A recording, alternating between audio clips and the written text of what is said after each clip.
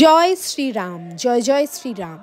আজ অযোধ্যায় রাম মন্দির প্রতিষ্ঠা দিবস। তো আজকে 22শে জানুয়ারি। আমি তো যাওয়ার খুব ইচ্ছা ছিল, কিন্তু যাই হোক সময় সুযোগ করে উঠতে পারিনি।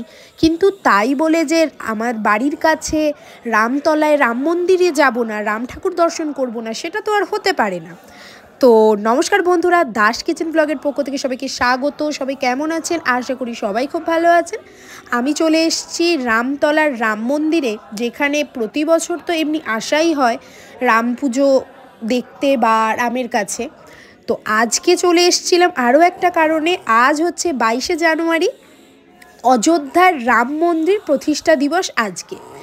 তো আমি চলে এসেছিলাম, তো দেখতেই পাচ্ছেন এখানে এসে পুজো দিলাম। মোটামুটি ভিড় হয়েছিল, অনেক মানুষ আসছে, এসে রামের জয় জয়কার করছে।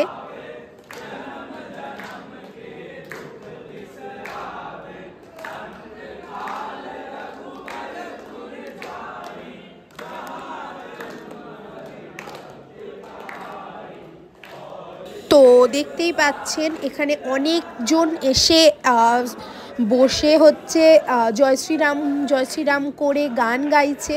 তো খুব সুন্দর লাগলো এই দৃশ্যগুলো দেখতে। এইটা হচ্ছে মহাদেবের একটা মূর্তি। তো এর আগেও কিন্তু আমি রাম মন্দিরে এসে রাম ঠাকুরের পুরো ভিডিও করেছিলাম, আপনারা দেখেছেন বা আমার চ্যানেলে আছে, অবশ্যই দেখে নেবেন। তো এখন হচ্ছে পুজো চলছে। আমি মনে করি আজকের দিনে প্রতিটি মানুষের এবং প্রতিটি ভারতীয়র বলা উচিত কিন্তু, এবং জয় জয়কার করা উচিত জয় শ্রীরাম এই ধ্বনি দিয়ে। তো আজকে তো কোটি কোটি মানুষ ভিড় করেছে অযোধ্যায় রাম মন্দির দেখার জন্য। তো অবশ্যই কোনো না কোনো দিন আমি যাব।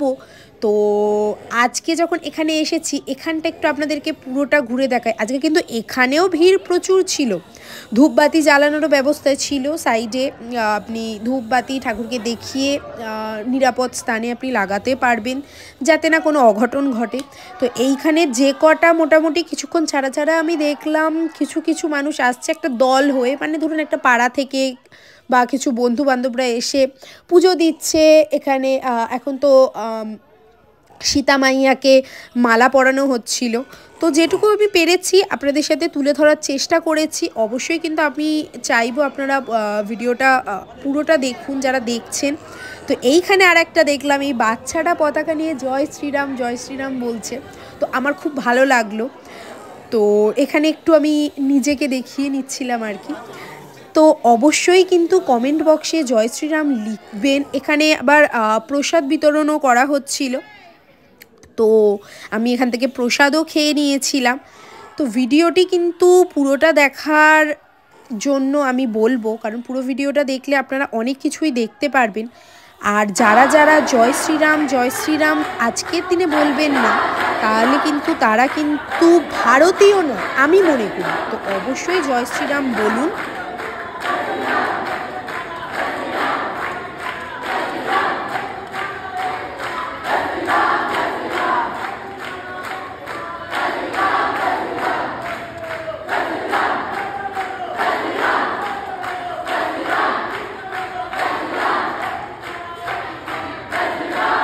দেখলেনই তো মানুষের জয় জয়কার, জয় শ্রীরাম।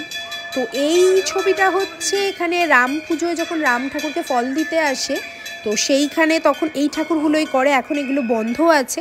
তো অবশ্যই আপনাদের কাছে ভিডিওটা কেমন লাগলো আমাকে কমেন্টের মাধ্যমে জানাবেন। ভালো লাগলে like, comment, share, please subscribe.